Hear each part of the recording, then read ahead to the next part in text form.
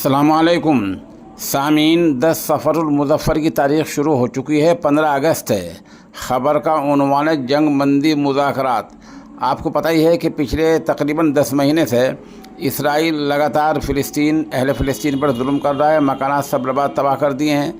उस जंग बंदी की मुज़ाकरात के लिए कभी कभी अमेरिकी और उसके हमनवा ड्रामे क्या करते हैं।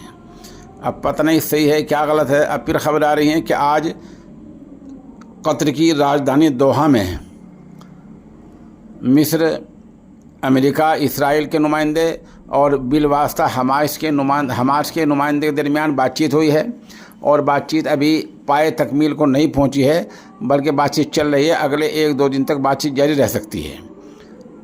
इन नुमाइंदों पर ज़ोर ये दिया गया है कि वो जंग बंदी के हतमी यानी आखिरी मरहले तक पहुँचें और कोई फार्मूला ऐसा पेश करें जिससे कि फौरी तौर पर जंग बंद हो जाए। इस तरह की बातें आज हुई हैं। ये अभी तक की अपडेट खबर है। बहरहाल इसराइल का कल से फिर जुल्म लगातार जारी है और उसको जवाब भी दिया गया है। इसराइल के जुल्म का और उसके जवाब देने का हमारे पास मुकम्मल वीडियो है।